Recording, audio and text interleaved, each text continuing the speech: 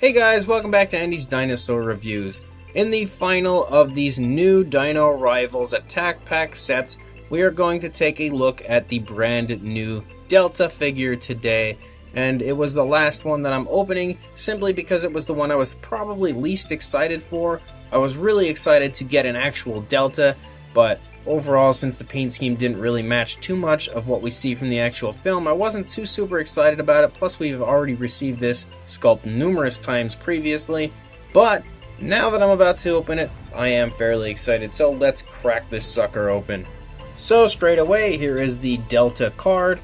And again, a very nice picture there that has been drawn out for us of Delta with some stats, which she has quite a very powerful area as far as those stats go. It's a lot better than a lot of the other figures. And again, Dino Rivals and Jurassic World logo on the back. Absolutely loving these cards. And here, without further ado, is Delta. As you can see, it does still look really quite cool.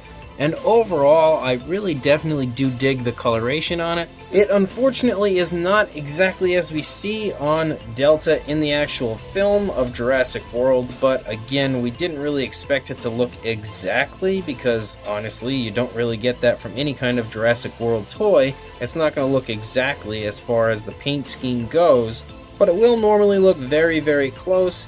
And honestly, this one doesn't really look very close at all to what you actually see on Delta. I mean, it's fairly similar with the design of the paint, but the actual paints used are not really what you see on Delta at all.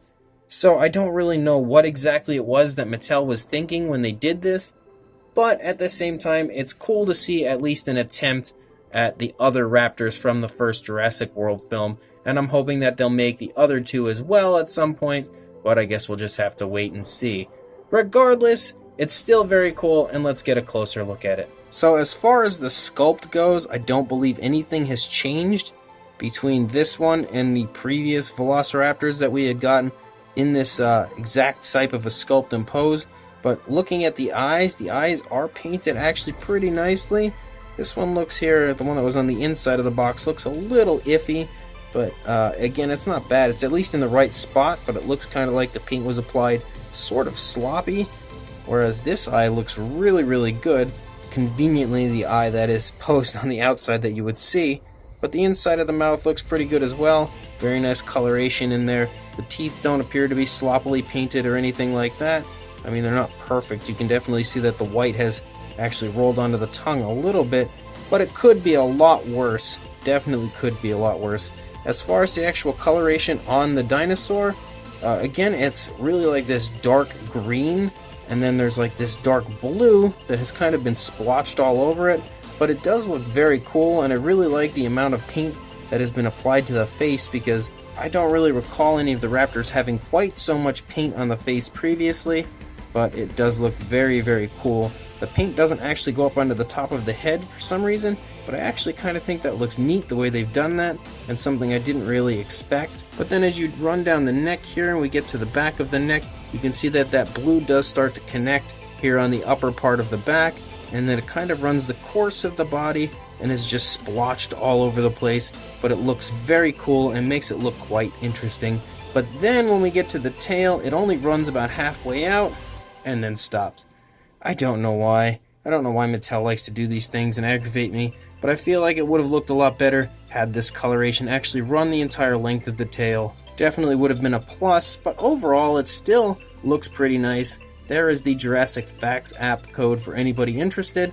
It's pretty cool that actually with the Dino Rivals now we get a little red included with these codes, as they were just black and white previously. But other than that, there isn't really anything new that has been done to this. The sculpt still looks exactly the same as the previous Raptor releases, and the only real update is just the paint. But I will say that mine's got some kind of funky thing going on here, where you can kind of see he has a slight underbite. Kind of makes him look like Garth from Wayne's World a little bit. I don't know why. It's not like a big deal, but if I force the mouth shut, it still kind of happens. Still opens a little bit. He's still got that little bit of an underbite there you can see sticking out. It's not terribly distracting, but it definitely gives me a very Garth type of a feel from Wayne's World. But regardless, it still does look really quite nice. As far as articulation goes, of course the jaw is articulated, works perfectly. There is still, even though the other attack packs have a lot of mobility and articulation in the head, there's still no articulation in the head of the raptor. The arms do move, the legs do move, and the tail does not.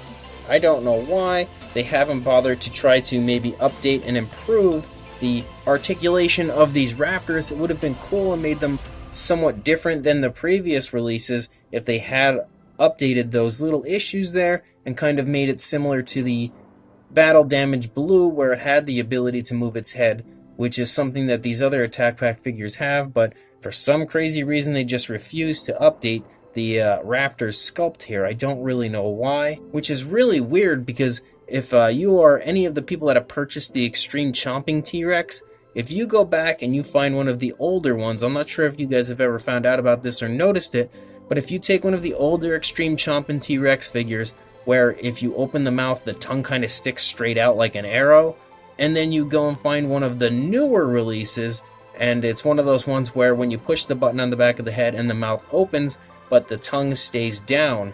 If you actually take a look at the head sculpts of both of those figures, the newer Extreme Chomping T-Rex figures have more detail of the overall sculpt, just the fine details of the skin compared to the older ones. So if they went through the trouble of resculpting the heads of their figures for the T-Rex, for really, I don't even know what reason, because I thought the older ones looked pretty good too, but the newer ones actually look significantly better as far as the small detail of the sculpt goes. So if they would go through the trouble of resculpting just the fine details on their T-Rex head of the Extreme Chomping Rex, but not update the neck sculpt here of the Velociraptor to give it articulation in the head, that's just baffling to me. I don't understand. I really have no idea why that is, but I guess that's just one of the mysteries that will continue to remain a mystery, and we will just probably never have an answer to. Regardless, as far as the size on this little girl goes, we have actually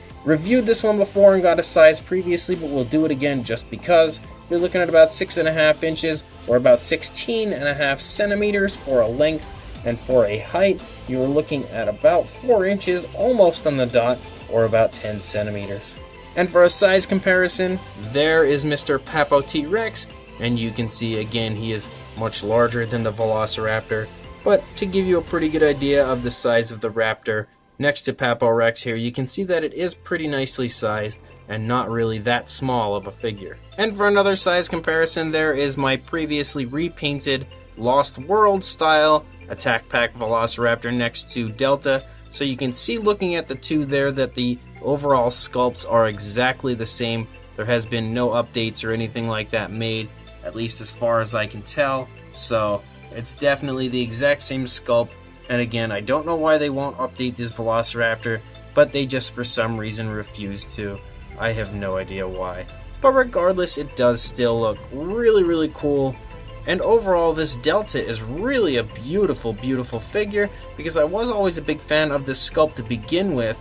I definitely liked the Attack Pack version, just because it kind of gives me that feeling of the Velociraptor right as it is creeping up to the people at the end of Jurassic Park. It kind of has this stance to it, and I definitely dig that look. Again, I would like for the updates to happen at some point with the articulation, but I don't see that happening. The paint scheme overall does not match Delta, but it does still look very cool and definitely looks nice on this figure. So regardless of the coloration not matching and there not being any kind of updates to it as far as the sculpt goes, it still looks very nice. We are still stuck with those big clodhopper type feet, but again, that's another thing that's probably just never going to go away as far as the Mattel Velociraptors go.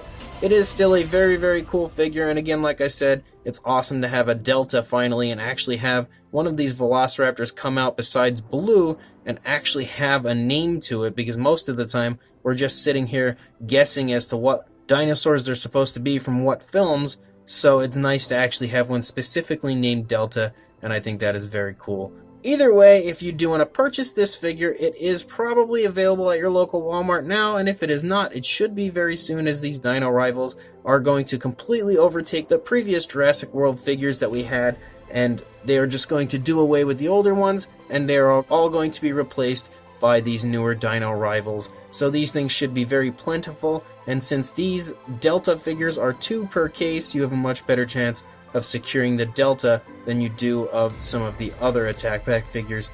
So, good luck on finding one at your local Walmart or Target, and please like, comment, and subscribe, and I will see you in the next review. Thanks for watching.